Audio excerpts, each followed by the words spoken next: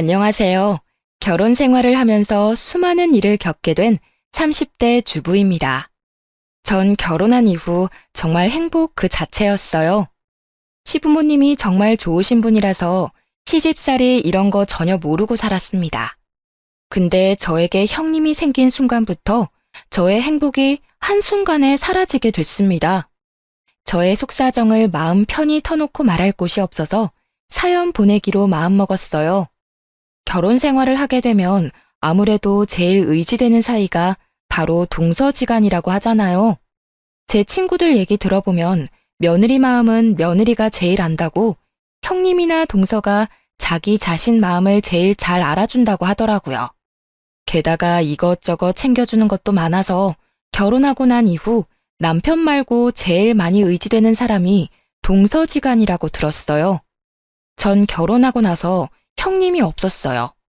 며느리가 저 혼자였기 때문에 그래서 저에게도 빨리 형님이 생겼으면 좋겠다는 생각을 자주 하긴 했어요. 아무리 시부모님이 좋은 분이라고는 하지만 그래도 혼자서 며느리로 지내다 보니 좀 힘든 부분도 가끔 있을 수밖에 없거든요. 집안 행사가 있으면 며느리가 저 혼자라서 그걸 모두 감당하기에 약간 어려움이 있거든요. 다행히 시어머님이 그런 제 마음을 알아준 덕분에 다른 사람들 비한다면 고생을 덜하긴 하지만요. 그래도 속으로 빨리 형님이 생겼으면 하는 마음이 늘 있었는데요. 제 남편에게는 연년생 형 한 명이 있어요.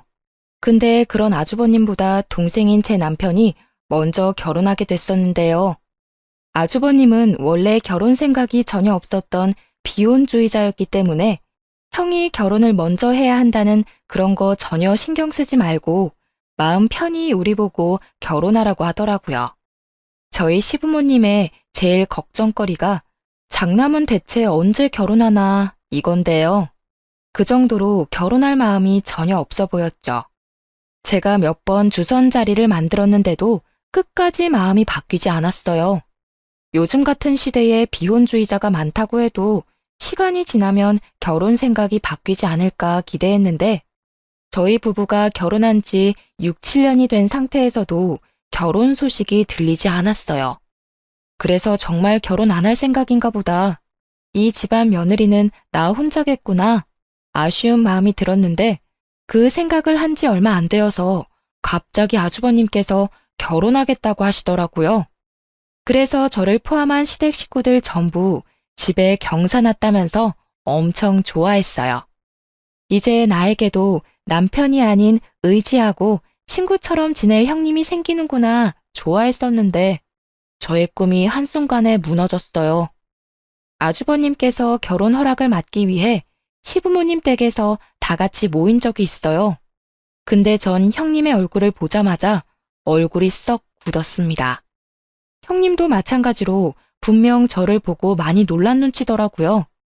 그 이유는 형님이 저의 고등학교 동창이기 때문인데요. 고등학교 동창이면 오히려 좋은 거 아닌가? 그런 생각 당연히 들 수 있습니다. 근데 좋아할 만한 사이가 아니기 때문인데요. 형님과 전 같은 고등학교 같이 나온 동창이지만 저와 전혀 친하지 않았고 오히려 앙숙이었어요. 그 이유는 형님께서 저의 친한 고등학교 친구를 심하게 왕따시켰던 주동자였기 때문인데요. 지금도 여전히 친한 제 친한 친구를 정말 심하게 괴롭혔답니다. 요즘 학교폭력 주제를 다룬 드라마 덕분에 학폭에 대한 관심이 많이 생겼잖아요. 그만큼 학교폭력에 대한 경각심도 생겼고요. 형님은 고등학교 시절 제 친구에게 했던 행동들은 정말 끔찍했어요.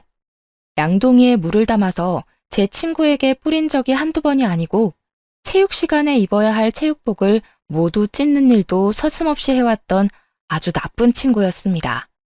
결국 지친 제 친구는 졸업을 앞뒀음에도 다른 학교로 전학 갔어요. 다행히 그런 제 친구를 받아준 학교가 있었고요.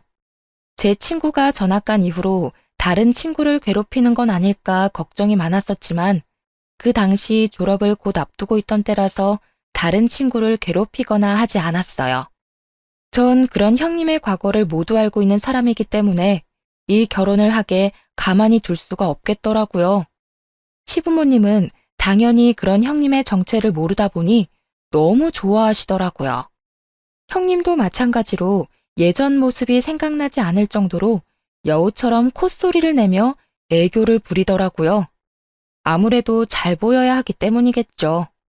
전 잠깐 시간이 날 때 그런 형님을 따로 불러서 얘기했습니다. 오랜만이다. 너가 규환 씨 동생 와이프일 거라고는 생각지도 못했었는데, 너가 이제 내 동서가 되는 건가? 아무래도 고등학교 친구가 가족이 되는 거라서 좀 편하겠다. 앞으로 잘 부탁한다. 너 정말 이 결혼할 생각이야? 왜 하필 내 아주버님이랑 결혼하는데? 너 우리 아주버님 아니더라도 결혼할 사람 충분히 많잖아. 그러니까 당장 헤어져.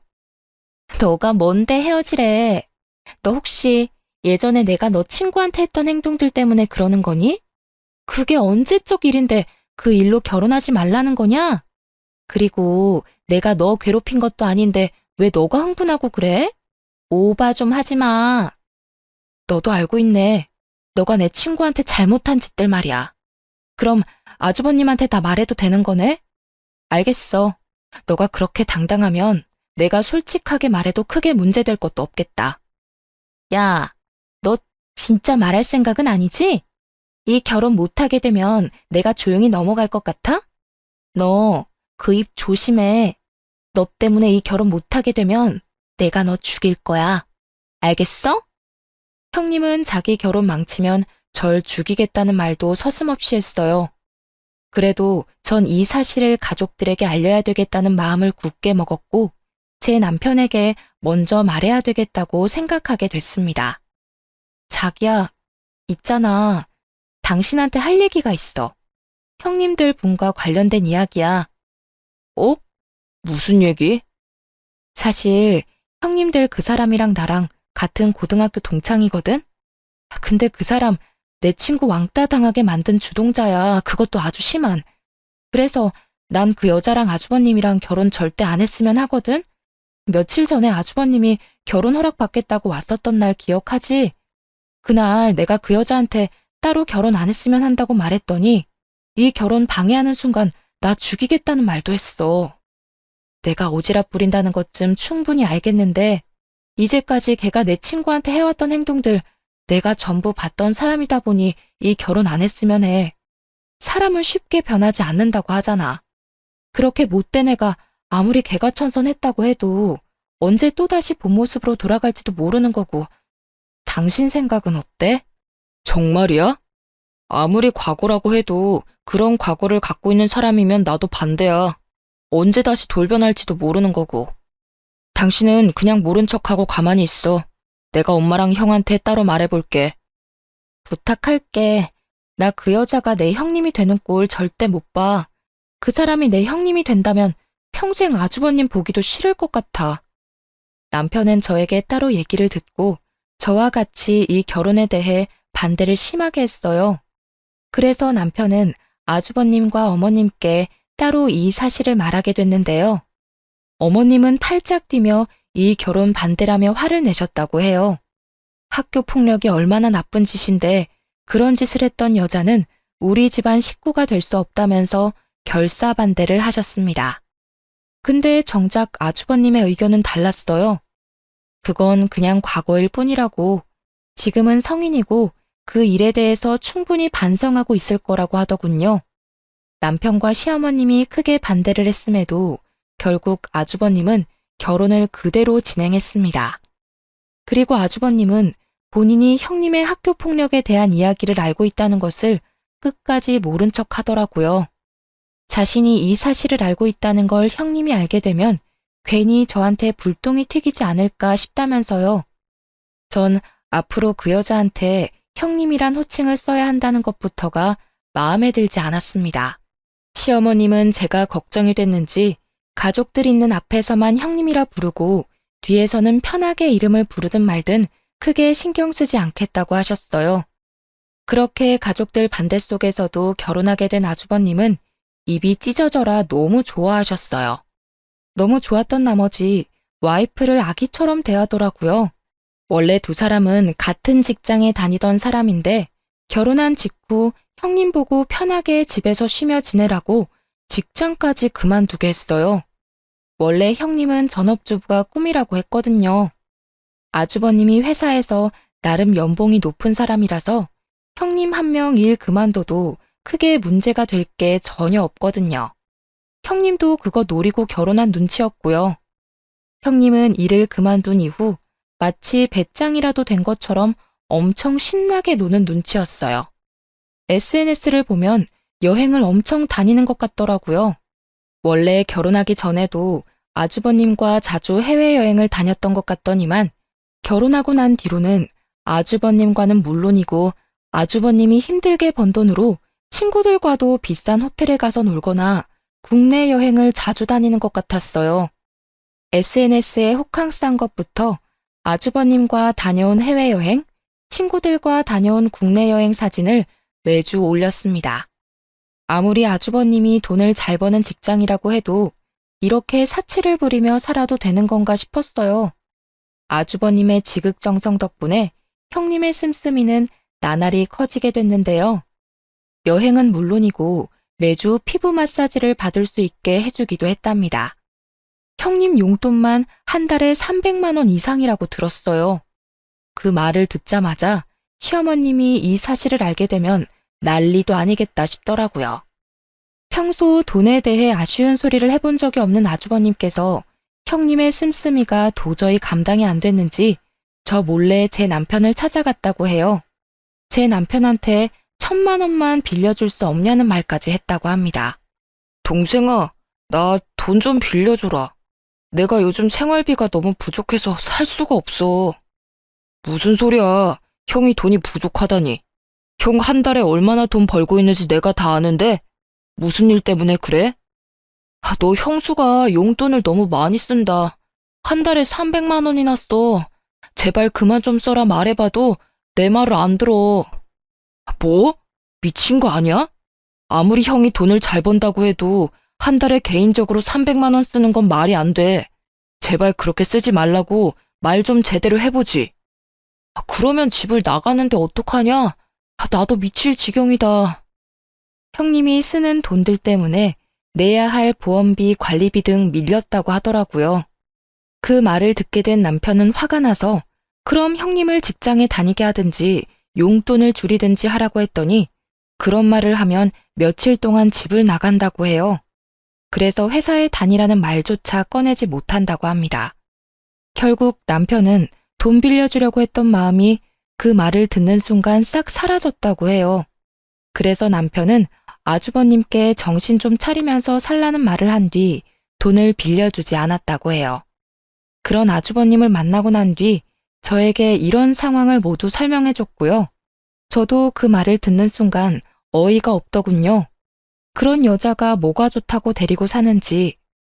어느 날 형님의 욕심과 이기심 때문에 집안이 난리가 난 적이 있었어요. 형님과 아주버님이 결혼한 후 처음으로 생기게 된 시어머님 생신날이었어요. 아주버님이 결혼하기 전 우리 부부 100만 원, 아주버님 50만 원씩 어머님 생신 선물로 주고 있었어요.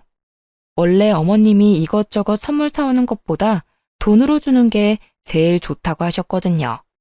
그래서 저희 부부는 2명이니까 100만 원을 드렸던 거였고 아주버님은 결혼하기 전 혼자였으니까 50만 원씩 드렸던 거였고요. 우리 부부는 맞벌이 부부라서 100만 원 용돈 드리는 게 감당이 되었지만 아주버님 부부는 아무래도 형님이 일을 안 하고 있는 상태라서 100만 원까지 드리기가 좀 부담이 되었나 봐요. 그래서 아주버님은 결혼하고 난 뒤에도 50만 원을 드리게 됐습니다. 어머님도 그걸로 크게 뭐라고 하지 않으셨고요. 그렇게 저녁을 먹고 어머님께 생신 선물로 용돈을 드리는 시간을 갖게 됐는데 갑자기 형님의 표정이 싹 굳더라고요. 여보, 어머님한테 준 봉투 뭐야? 좀 두툼해 보이네? 어? 돈이야. 엄마 이번에 생신인데 용돈 드려야지. 지난번에 엄마한테 돈 준다고 당신한테 미리 말했잖아. 얼마? 얼마 담았는데? 50만 원. 당신이랑 결혼하기 전부터 엄마한테 매년 생신 때마다 50만 원 드렸어. 50만 원? 10만 원만 드리면 되지. 뭘 50만 원까지 드려. 어머님 연세에 돈 얼마나 많이 쓰신다고 50만 원이나 드리냐고. 다음부터 10만 원씩만 드리자. 형님은 어머님, 아버님 모두 있는 자리에서 인상 팍 쓰며 10만 원만 드리자고 말했어요. 사람 면전에 대고 대놓고 돈 많이 준다고 싫은 티 팍팍 내는 사람은 처음 봅니다.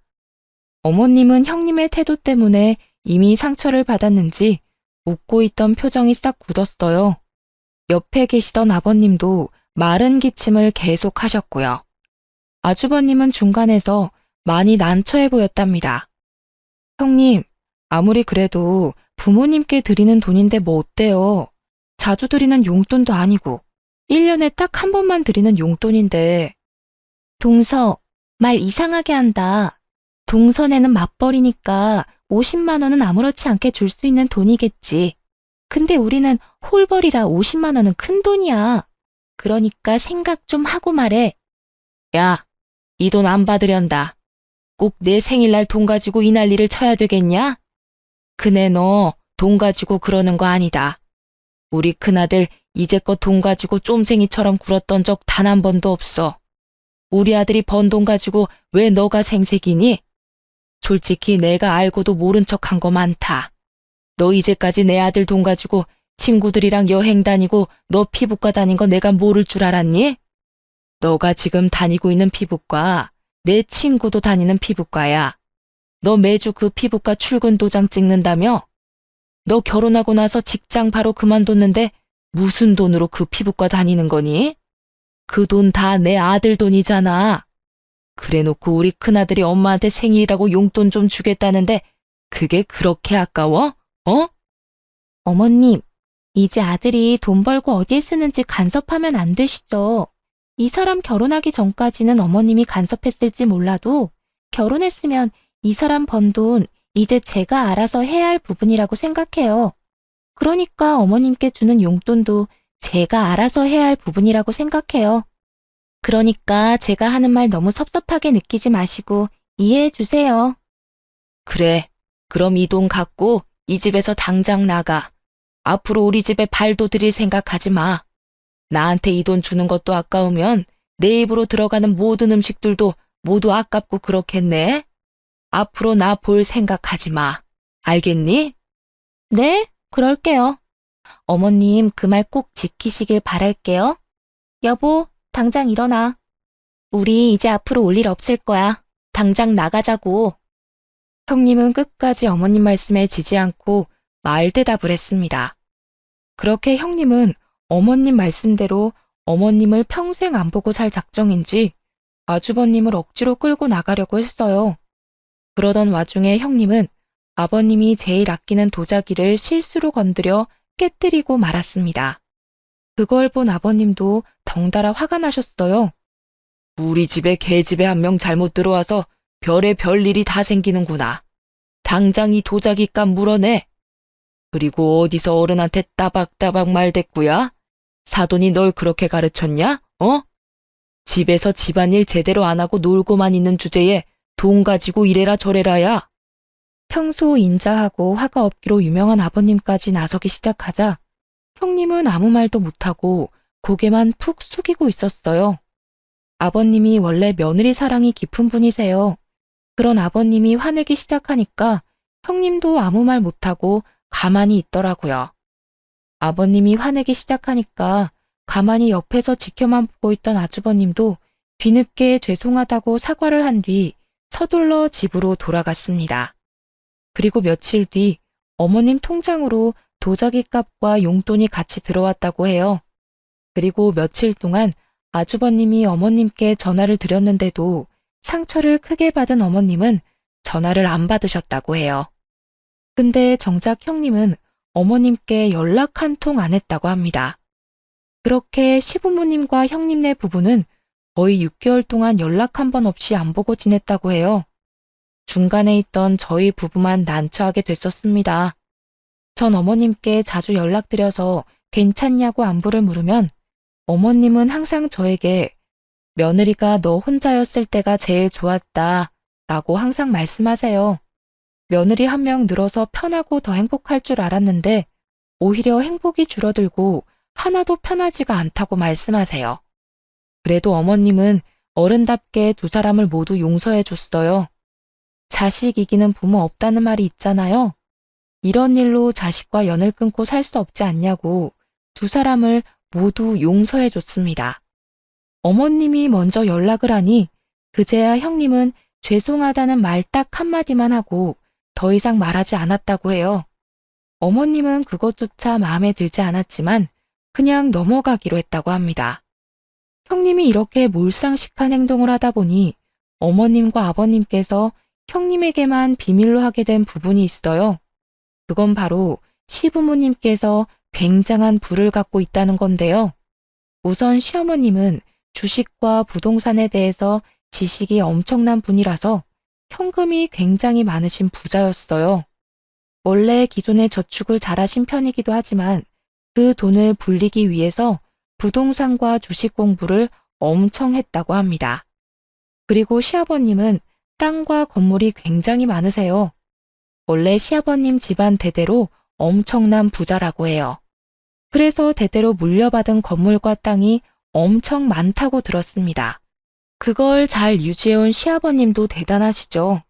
건물, 땅, 현금이 많은 시부모님은 돈이 많다는 걸 티를 내지 않으세요. 오히려 엄청 검소하게 사시는 편인데요. 그래서 연식이 오래된 빌라 20평대에 살고 있을 정도였어요. 저도 처음에 시부모님을 뵀을 때 돈이 많은 분들이라고 생각하지 않았어요. 특히 시어머님은 중요한 자리에 갖고 나갈 명품백 딱 하나만 갖고 계실 정도예요. 금반지, 금목걸이도 오래전에 맞춘 거 하나 빼고 없더라고요. 제가 이 집 며느리로 들어온 뒤로 약 2년 정도 지난 후에야 어머님이 저한테 솔직하게 말해주셨어요. 어머님과 아버님은 내 사람이 되어야 본인들이 돈이 많다는 걸 알리는 편이랍니다. 남편과 아주버님께도 절대 자신들이 돈이 많다는 걸 어디에도 알리지 말라고 당부했다고 해요. 이 많은 돈들 유산으로 받고 싶다면 말이에요. 시어머님께서 저한테도 당부했습니다. 제가 며느리로서 너무 잘하고 있고 이제 자신의 가족이 될 것 같아서 솔직하게 말했지만 이 사실 어디에 가서도 말하면 안 된다고 강조하셨어요. 그리고 형님에게도 절대 말하지 말라고 했고요. 저도 알겠다고 말했습니다. 전 결혼하고 나서 그리고 어머님 아버님이 돈이 많다는 걸 알고 나서도 그 돈을 절대 탐내지 않았어요. 어머님과 아버님도 돈이 많다는 사실을 알고 나서도 제가 크게 변하지 않았다는 게 마음에 든다고 하셨고요. 어머님은 형님이 큰 며느리로서 잘한다면 본인이 돈이 많다는 사실을 솔직하게 터놓고 싶었다고 하시지만 어머님이 봤을 때 형님이 워낙 돈을 좋아하고 본인에게 잘하는 것 같지 않아서 솔직하게 말하고 싶지 않다고 하셨어요. 그래서 저도 형님께 굳이 알릴 필요까진 없을 것 같다고 말하기도 했고요. 형님 성격상 분명 어머님, 아버님이 돈이 많다는 걸 알게 되면 태도가 180도 바뀔 게 분명하거든요. 그러던 어느 날 일 하나가 크게 터지게 됐었는데요. 어머님이 결혼식을 가야 할 때였어요. 시부모님과 가까운 친척 한 분이 계세요. 그분의 자녀가 결혼한다고 해서 시부모님이 같이 결혼식을 다녀온다고 했고요. 어머님이 아무래도 현금이 많으신 분이기도 하고 가까운 사람들한테는 돈을 절대 아끼지 않으세요. 그래서 가까운 친척의 자녀 결혼식에 간다고 했을 때 축의금만 무려 300만 원을 낸다고 준비했다고 들었고요. 결혼식 전날에 미리 300만 원 현금을 봉투에 담아서 준비했다고 하는데요. 그리고 잠시 외출을 하게 됐는데 그날 저녁에 봉투에 담아둔 축의금 300만 원이 갑자기 사라졌다고 하더라고요. 그래서 그날 어머님께 급하게 전화가 왔었어요. 300만 원이 없어졌다고요. 저와 남편, 시아버님까지 그 돈에 대해 전혀 모르고 있다고 말했었고요. 그래서 어머님은 일단 급하게 300만 원을 통장에서 인출하여 결혼식에 갔다고 했어요. 어머님은 300만 원이 갑자기 사라지자 결혼식에 간 당일 하루 종일 기분이 좋지 않았다고 해요. 결혼식을 다녀오고 난 뒤 어머님은 집에 있는 CCTV를 돌려봤다고 해요. 전 어머님 집에 CCTV가 있는 줄은 꿈에도 몰랐어요. 어머님 집 현관문 앞에 CCTV가 설치되어 있었다고 해요. 아무래도 집에 현금이 많은 편이라서 집 앞에 CCTV가 필수라고 하더라고요. 그 대신 CCTV를 설치한 사실을 모두에게 알리지 않았었고요. 어머님은 CCTV를 돌려봤다고 하는데 어머님은 CCTV 영상을 보자마자 경악을 금치 못했다고 합니다. 축의금을 가져간 범인은 바로 형님이기 때문인데요. 축의금이 사라진 날 형님이 급하게 돈 봉투를 가지고 나가는 게 영상에 모두 담겼다고 해요. 그 영상을 보게 된 시댁은 난리가 났습니다. 그리고 형님은 이번에만 돈을 훔쳤던 게 아니라 이제껏 어머님의 돈을 조금씩 티 안 나게 가져가서 쓰고 있던 거였어요. 어머님 집에 갈 때마다 어머님 서랍 안쪽에 현금이 많다는 걸 우연히 확인했던 형님께선 조금씩 가져갔던 거였더라고요. 어머님은 돈이 조금씩 사라지고 있다는 걸 이미 눈치챘었지만 크게 터치하지 않았다고 해요. 근데 이번에 영상으로 모든 걸 알게 된 어머님은 가만히 있으면 안 되겠다 생각했다네요. 계산해보니 형님이 가져간 돈만 무려 1,000만 원이 넘는다고 합니다. 이 사실에 대해 전부 알게 된 어머님은 그날 당일 형님네 부부와 저희 부부를 모두 호출했어요. 아무것도 모르고 있는 형님의 표정은 순진무구했었는데요. 어머님은 그런 형님을 보자마자 뺨을 때리셨어요. 우리 집에 도둑년을 뒀었네. 너 이제까지 내 돈 조금씩 가져갔었더라. 근데 겁도 없이 이젠 대놓고 300만 원 담긴 돈 봉투를 그냥 가져가? 너가 사람이니? 어떻게 그걸... 어머님, 죄송합니다. 제가 죽을 죄를 졌어요. 제가 돈이 너무 급한 나머지 잠깐 미쳤나 봐요. 어디 할 짓이 없어서 너 시엠이 돈을 훔쳐. 당장 그 돈 돌려놔. 알겠어? 이제껏 이딴 년을 내 큰 며느리라고 생각하며 살아왔더니 내가 미쳤지. 더 길게 생각할 것도 없다. 너희들 당장 이혼해. 우리 집에 이딴 도둑년을 내 며느리로 둘 수 없어. 어머님, 저 이 사람이랑 절대 이혼 못해요. 한 번만 용서해 주세요. 제가 정말 속죄하면서 살겠습니다. 어머님 돈 많이 훔치지도 않았어요. 제발 용서해 주세요. 저 이 사람이랑 이혼하면 앞으로 죽을지도 몰라요. 민규한, 너 이 엄마 말 들었어, 못 들었어? 이 도둑년이랑 이혼 안 할 거야? 이 계집년이 내 돈 훔쳐간 게 1,000만 원이 넘어. 그동안 너 돈 빼먹은 것도 모자라서 이제 내 돈까지 탐냈다고. 너 얘랑 이혼 안 하면 나랑 평생 못 보고 살 줄 알아. 나 얘 내 며느리로 뒀다가 혈압으로 쓰러질 것 같아. 고민 좀 해볼게요. 일단 저 이 사람과 따로 얘기 좀 하고 올게요. 엄마, 일단 제가 대신 사과할게요. 당신 당장 나와. 나랑 얘기 좀 해.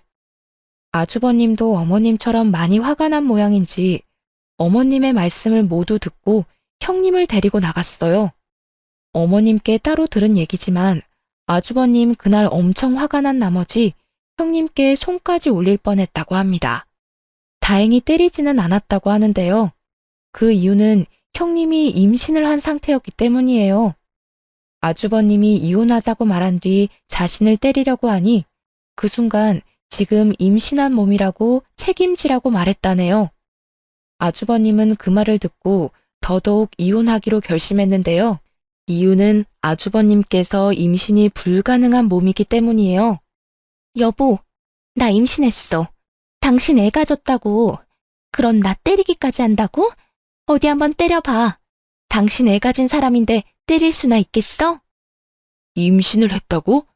그 애가 내 애라는 증거 있어? 어디?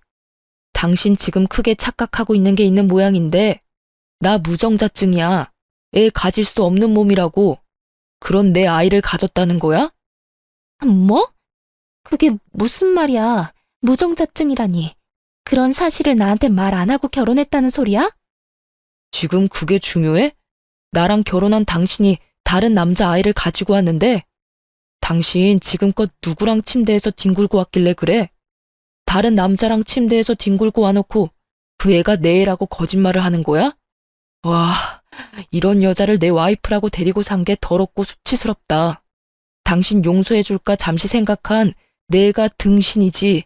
아주버님이 예전에 큰 사고를 당한 적이 있다고 해요. 예전에 친구와 축구를 하다가 친구가 찬 축구공에 맞은 적이 있는데 이날 이후 후천적으로 정자를 생성하지 못하게 됐다고 하더라고요. 그래도 생활을 하는데 문제는 없고요. 형님께서 결혼하기 전부터 아이 낳을 생각이 전혀 없다고 했었기에 아주버님이 그런 형님과 마음 편히 결혼하게 되었던 거였고요. 그런 사실을 모르고 있던 형님께선 아주버님의 아이를 가졌다고 거짓말을 하게 된 거였는데요. 그 말이 아주버님한테 통할 일은 당연히 없죠. 결국 아주버님과 형님은 이혼하게 됐습니다. 혹시 몰라서 아주버님과 형님은 같이 산부인과에 갔다고 들었어요. 형님은 임신한 게 맞았고 아주버님은 역시나 정자 생성이 안 돼서 임신 불가능한 상태였고요. 왜 자신의 엄마 돈을 훔쳤냐고 물었는데 아주버님에게 받은 300만 원 용돈도 부족하다고 느껴 어머님의 돈도 결국 훔치게 된 거라고 합니다. 아주버님은 형님과 합의 이혼을 하면서 당장 돈부터 갚으라고 말했습니다. 한 푼도 갖고 있지 않았던 형님은 친정 부모님의 도움을 받아서 시어머님께 2천만 원을 갚게 됐습니다. 형님의 친정 부모님은 여유가 있는 집안이 아니라고 들었어요. 그래서 있던 돈 없는 돈 다 끌어모아서 형님 대신에 갚아준 거라고 들었어요. 그리고 형님은 아무래도 아주버님과 살면서 직장을 다니지 않았던 상태였기 때문에 이혼하면서 한 푼도 갖지 못한 상태로 쫓겨나가게 된 거였는데요. 아무래도 이제까지 흥청망청 쓰던 버릇이 있어서 이혼하고 난 이후에도 씀씀이가 크게 달라진 게 없다고 하더라고요. 직장도 구하지 않은 상태에서 친정 부모님 도움을 받아서 지내던 형님은 그런 친정 부모님한테도 버림을 받았다고 하네요. 아무래도 친정 부모님도 형편이 좋지 못하다 보니 씀씀이가 큰 형님을 감당하기에 어려움이 있었죠.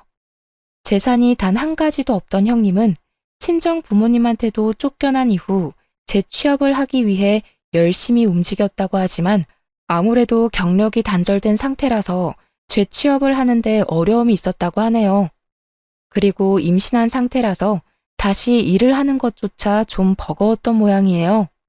뒤늦게 한 사실이지만 형님의 아빠 아이 정체는 아직까지도 모른다고 합니다. 제 친구가 알려준 사실인데 형님이 이혼하기 전 친구들과 제주도 여행을 갔었을 때 아주버님 몰래 남자들과 합석을 하게 됐고 거기서 하룻밤을 보냈다고 해요. 거기서 가진 애라고 하는데요. 그 당시 하룻밤을 보냈던 남자의 연락처는 받지 않았기 때문에 임신한 아이를 혼자 키워야 되는 상황이 돼버린 거죠. 갈 곳이 없고 게다가 일할 곳도 찾지 못한 형님은 돌고 돌다가 저한테 찾아온 적이 있어요. 형님은 저희 집까지 찾아오기엔 염치가 없었는지 저를 따로 카페에 불렀었는데요. 동서, 아니, 지혜야, 오랜만이다. 잘 지냈어? 얼굴 많이 좋아 보이네. 너가 알아서 우리 아주버님과 이혼해준 덕분에 요즘 살맛이 나네. 무슨 일로 불렀어? 우리 이제 앞으로 절대 볼 일 없을 줄 알았는데. 아, 배 많이 나왔다. 곧 출산 앞두고 있겠네? 사실 이거랑 관련이 있어서 말이야. 나 2달 뒤에 애 출산하거든? 근데 내가 지금 갈 곳이 없어서 말이야. 애 나오면 산후조리도 해야 하고 그래야 하는데 내가 지금 마땅히 지낼 곳이 없어서 그 의한테 전화하고 싶어도 내가 그럴 염치가 없어서 혹시 너 돈 좀 있으면 빌려줄래? 이 몸으로 고시원에 들어갈 수도 없는 거고 이 동네 모텔에서라도 지내고 싶은데 그럴 돈도 없어서 말이야. 딱 500만 원만 빌려줄래? 내가 애 낳고 꼭 갚을게. 내가 널 뭘 믿고 돈을 빌려줘? 우리 어머님 돈까지 훔친 너인데 내가 왜? 그러니까 인생 착하게 살지 그랬어. 내 친구한테 학폭한 것도 모자라서 우리 어머님한테 그렇게 못된 짓을 했던 너인데 내가 뭐하러 널 믿고 돈을 주겠니? 곧 태어날 애가 불쌍하다. 앞으로 나 이렇게 따로 보자고 하지 마. 지혜야, 딱 한 번만 도와줘. 내가 잘못했지. 우리 아이는 잘못한 게 없잖아. 제발 아이 생각해서라도 부탁할게. 어? 나 이렇게 지내면 우리 아이 건강하게 태어나지도 못해. 한 번만 부탁할게. 아니, 내가 왜 너애까지 신경을 써야 하는데. 너가 알아서 케어해. 그건 너가 알아서 할 일이야. 내가 아무리 잘못 살았다고는 하지만 우리 애가 무슨 죄야. 제발 도와줘. 전 형님한테 돈을 빌려주지 않았습니다. 동창들 얘기 들어보니까 고등학교 친구들한테 돈을 빌리기 위해 다 연락을 돌렸더라고요.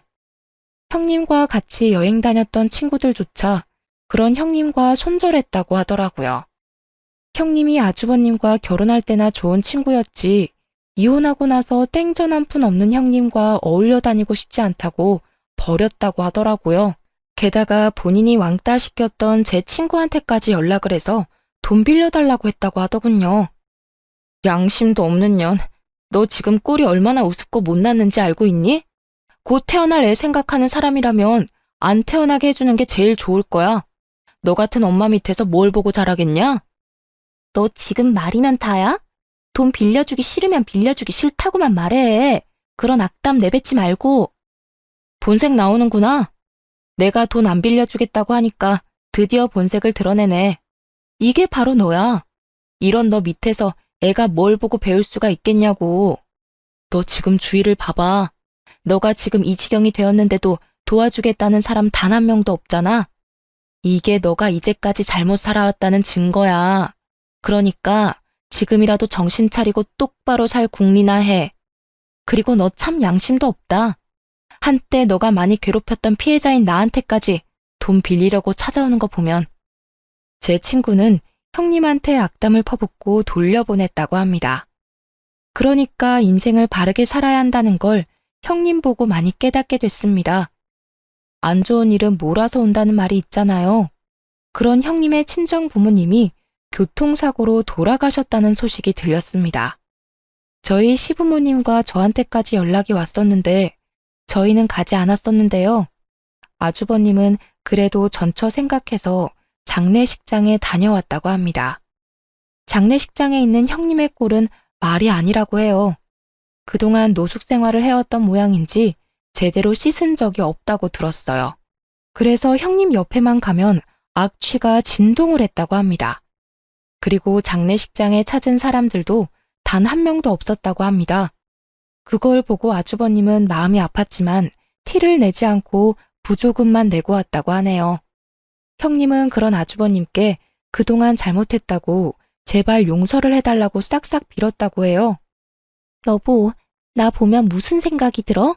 나 불쌍하지 않아? 나 결국 부모까지 잃었어.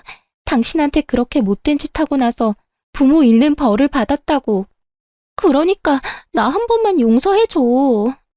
나 부모까지 잃어보니까 정신이 번쩍 들어. 제발 나 한 번만 구해줘. 나 지금 너무 죽을 것처럼 힘들어. 그러니까 있을 때 잘하지 왜 그랬어? 나 당신 없으니까 하루하루 숨통이 트여. 진작에 당신이랑 결혼했으면 안 됐었는데 동생 말 좀 들을 걸 그랬다.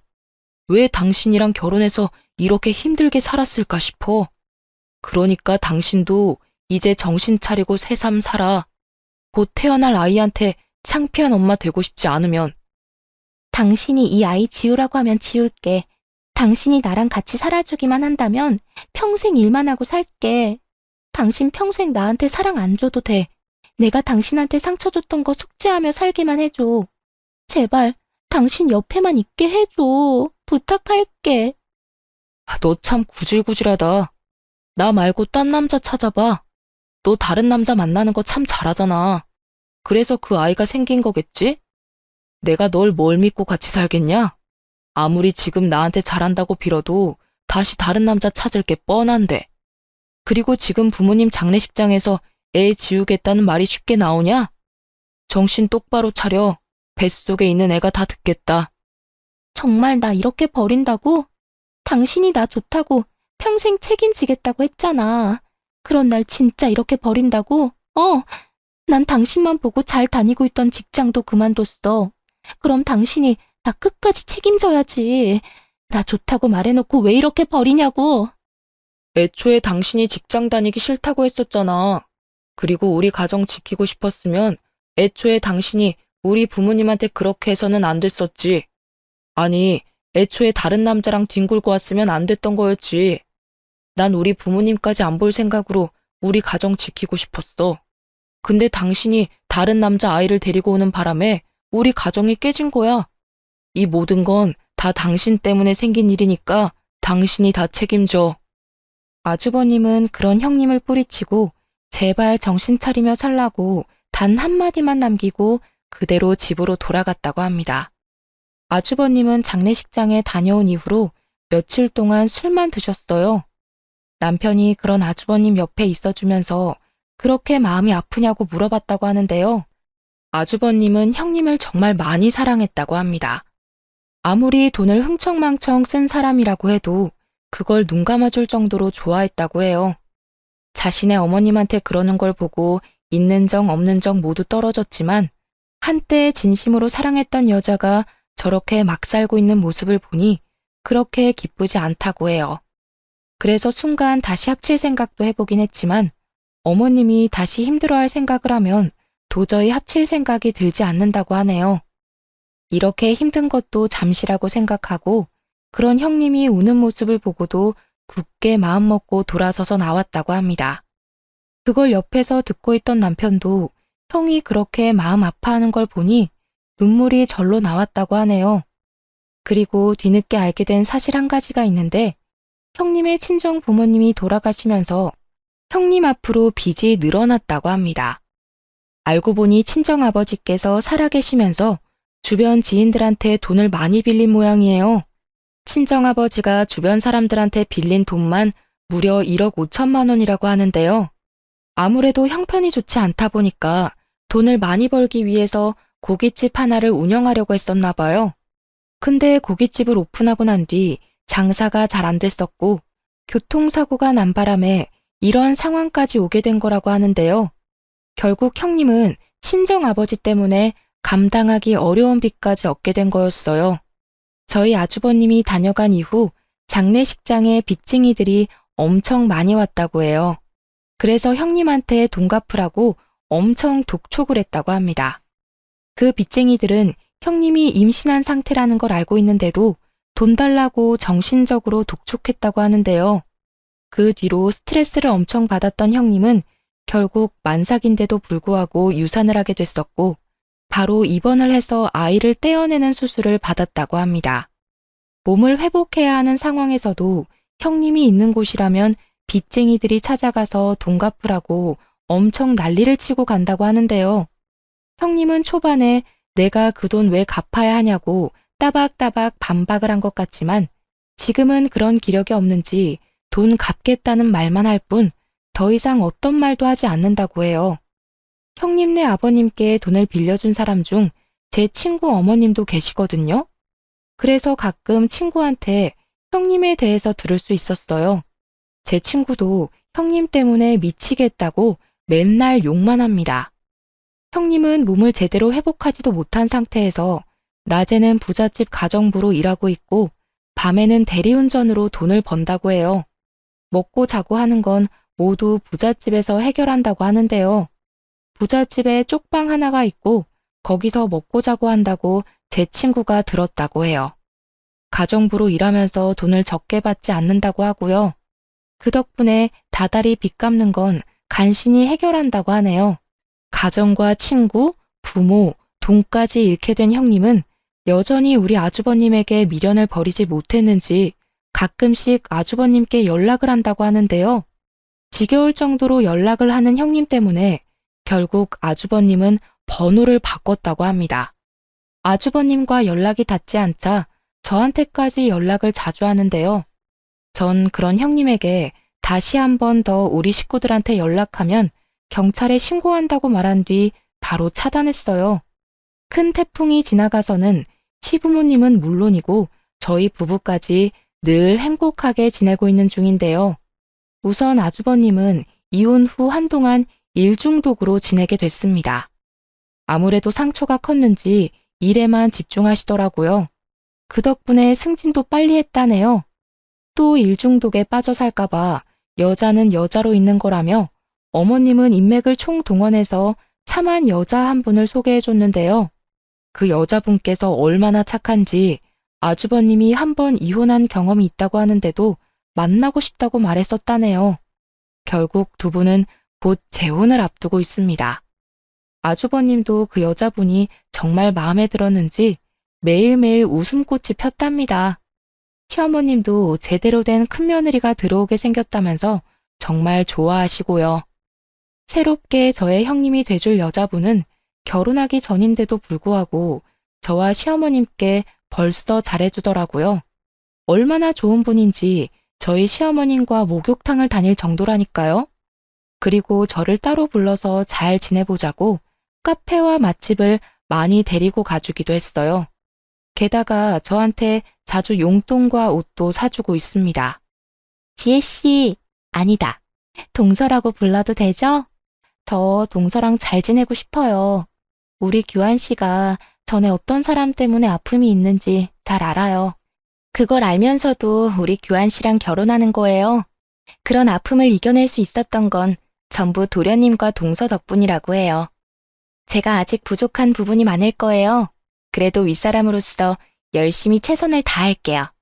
부족한 부분이 보여도 귀엽게 봐주세요. 형님, 결혼 전부터 이렇게 잘해주셔서 감사해요. 사실 저도 그렇지만 우리 시어머님이랑 아주버님께서 많이 힘들어하셨어요. 이렇게 천사 같은 형님이 생겨서 저도 엄청 기쁘네요. 그보다 우리 어머님 아주버님이 형님 덕분에 많이 행복해하고 있어요. 저야말로 너무 잘 부탁드려요. 새롭게 저희 형님이 돼줄 분께서 이 정도로 성격이 엄청 좋답니다. 그동안 형님 같지도 않은 여자 때문에 스트레스가 엄청 쌓였는데 이젠 저에게 제대로 형님다운 형님이 생긴 것만 같아서 행복해요. 아주버님도 정말 좋아하시고요. 남편과 저는 이번에 아이가 생기게 됐는데요. 임신한 지 약 3달 정도 됐어요. 아이가 생기다 보니 이사를 가야 했었어요. 둘이서 살고 있던 집이 방 2개밖에 없던 집이라서 아이 생각해서라도 방 3개짜리 집으로 이사 가야 했었는데요. 우리가 이사 간다고 하니까 아버님께서 통 크게 집 하나 장만해 주셨습니다. 곧 손자가 태어나는데 할아버지로서 하나 크게 선물해 주고 싶다면서 34평짜리 집 하나 사주셨어요. 얼마나 감사하던지. 그리고 아주버님이 곧 재혼한다고 말하니 아버님께서 그 결혼식 비용도 전부 지원해 주셨고요. 형님이 알아서 나가준 덕분에 모든 게 술술 잘 풀리고 있어요. 시어머님도 하시는 말씀이 그 여자 한 명 나간 덕분에 우리 집에 좋은 일만 가득 들어온다고 진작에 이혼시켜야 했었다고 늘 말씀하시고 있어요. 한번 나쁘게 살다 보면 정말 끝도 없이 나쁜 일들이 들어오는 것 같더라고요. 형님도 한번 나쁘게 살다 보니 이렇게 벌 제대로 받게 됐잖아요. 전 수많은 나쁜 일들 중에서 학교 폭력이 정말 잘못된 일이라고 말하고 싶어요. 요즘 학교 폭력에 대해서 많은 언급이 되고 있는데 지금 학생분들 절대 나쁜 짓은 하면 안 된다고 말하고 싶네요. 지금 지은 죄는 나중에 커서 다 돌려받거든요. 저도 곧 부모가 되는 입장에서 이런저런 걱정이 많이 됩니다. 지금까지 저의 이야기를 들어주셔서 감사합니다.